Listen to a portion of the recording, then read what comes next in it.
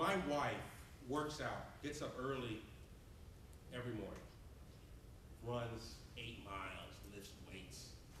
We've been married 15 years. She's the same, she fits into her wedding dress. I'm a very lucky man. And she was late coming home from the gym. I used to be in shape back then because I was going to the gym too. And she would go and then she would come home and I would go while she got the kids ready. And she was very late getting home that morning. She came into the house.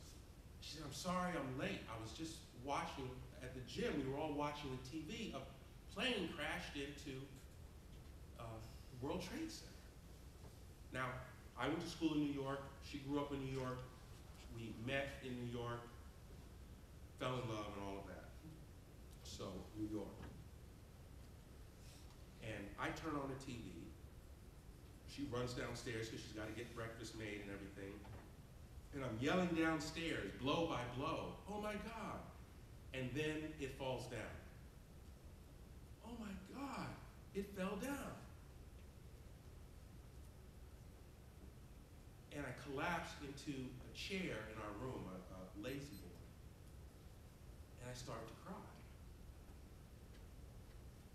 She ran upstairs and we just stood there, watching. Finally, she went to work. I dropped the boys off at preschool. And I got home and I called her on the phone. I said, "You know what? You have to come home. I'm going to go get the kids. You have to come home." And apparently a lot of people at her job were leaving. They got there and they said, "Look, I have to go." She came home and right at that moment the school called and said, "Listen, come get, we're going to close the school down."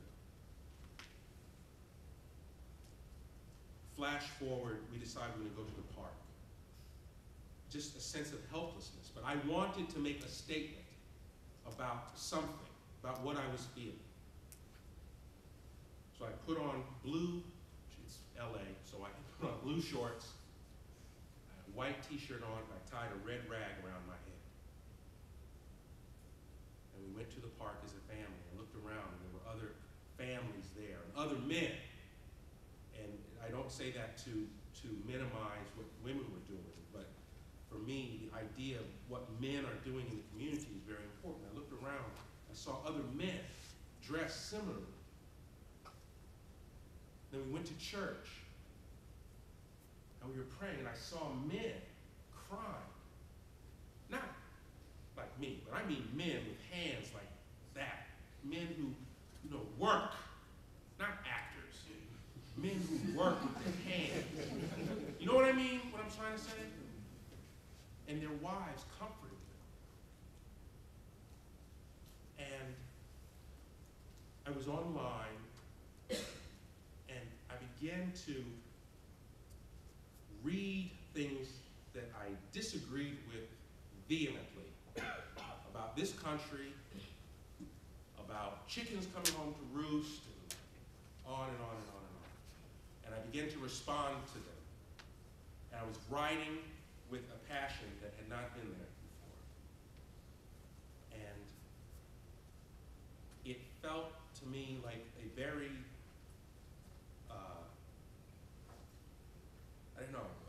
an inept way, a very weak way of responding. I didn't know what else to do. Couldn't go fly to New York, although I thought about it, and they told everybody to stay home. And no, I have to be here with my family. What can I do? We put our flag out, a huge flag that had been, when someone in the military dies, they give you a flag. That's the kind of flag we had unveiled over our house. So that's the best way that I can explain what happened to me. Is sitting in the park, looking around at my community, other people in my community, being with my family, I began to think differently about my family. Being at church, I began to think very differently about my faith, my relationship with God, in light of my country being attacked. 3,000 of my countrymen dead, murdered. And then the sense of pride that I began to feel and ownership of this country. Not not this, you know, the land, but the ideals of what this country really is. What is it? Is it just the landmass? Is America without American ideals? Without those principles? I say no.